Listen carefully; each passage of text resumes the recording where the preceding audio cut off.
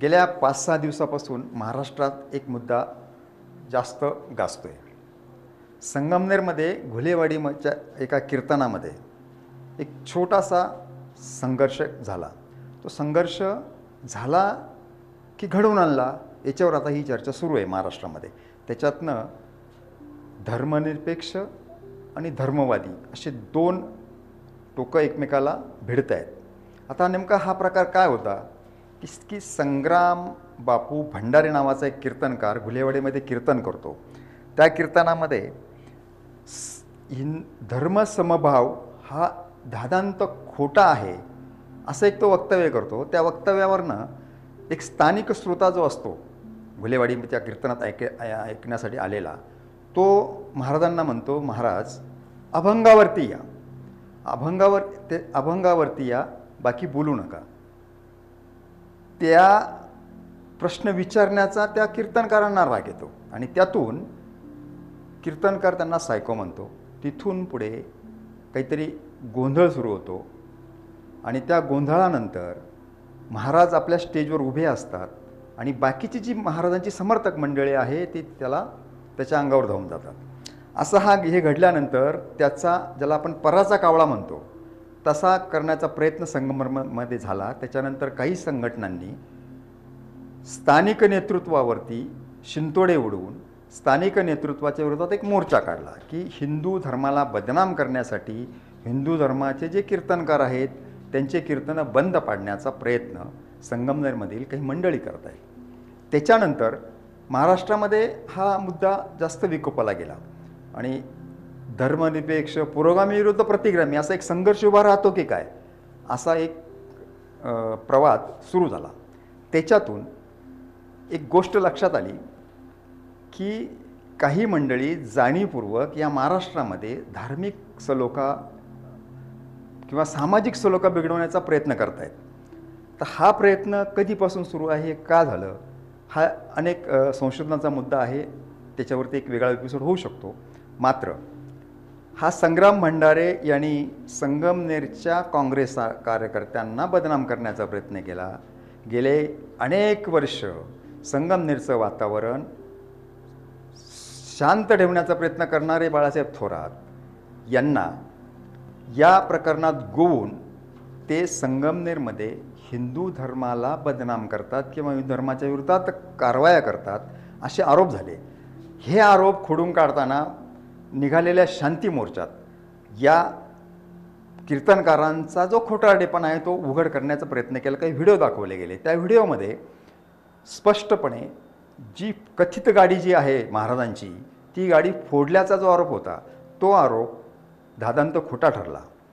ती गाडी या अगोदरच फोडलेली होती.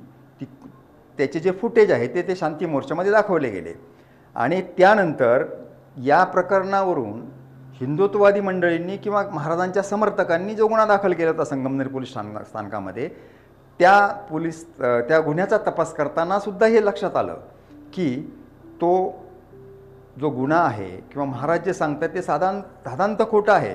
पोलीस तपासामध्ये निष्पन्न झालं की ती गाडी आधी फोडून मग कीर्तनस्थळी आणली गेली आणि त्याचा आरोप हा काँग्रेस कार्यकर्त्यांवर, बाळासाहेब थोरातांच्या कार्यकर्त्यांवरती लादला गेला. आता हे सगळं का घडतंय? हिंदुत्वाचा हा जो खेळ आहे, हा खेळ खंडोबा गेल्या शेकडो वर्षापासून चालू आहे. म्हणजे त्याची नवी आवृत्ती आता ही आकार घेते का असं म्हणण्याची वेळ आली. राजकारणात धर्म घुसून धर्माचे काही ठेकेदार या नव्या आवृत्तीला पद्धतशीरपणे समाजाच्या गळी उतरवण्याचा नियोजनात्मक कार्यक्रम राबवित आहेत. यात सत्तेची पोळी भाजून घ्यायची सत्ता लुलूप तयारीनिशी यात उतरलेली दिसत आहेत. सत्तेच्या आधी क्षणिक खेळात काही अल्प लाभ मिळवण्याच्या नादात आपण कित्येक पिढ्यांचे, कित्येक शतकांचं भरून न येणारं नुकसान करतोय याचं भान या मंडळींना राहिलेलं नाही आहे. संतांनी, महंतांनी, महापुरुषांनी, राजा महाराजांनी खरा धर्म रुजवला, जतन केला, संवर्धन केला. त्या धर्माचं श्राद्ध घालण्याचा हा नियोजनबद्ध पाताळयंत्री कट सुरू आहे. त्यात हे सहभागी होऊन आपण किती भयानक प्रमाण करतोय याचं भान या मंडळींना राहिलेलं नाही आहे.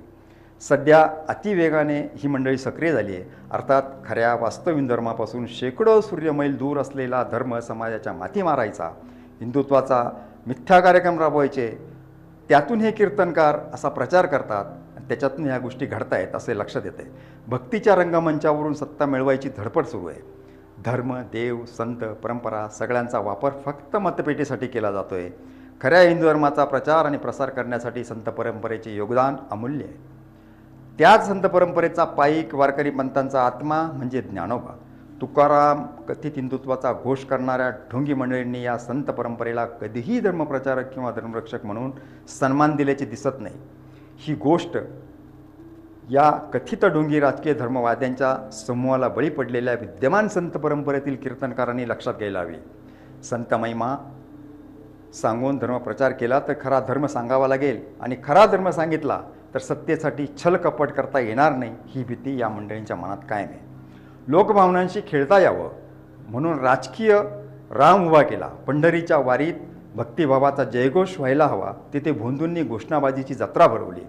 पांडुरंग रुक्माईच्या वारीला धर्माचा रंग देऊन संत परंपरेचा अपमान केला. आध्यात्मिक आघाडी काढून अध्यात्मही राजकारणाच्या बाजारात विकायला काढलं. गावोगावच्या परंपरेचा साधा राम राम बाजूला टाकून मार्केटिंगसाठी जय श्रीराम उभा केला. हे आहे राजकारणाच्या बाजारभुग्यांचं सर्वात ताजं उदाहरण.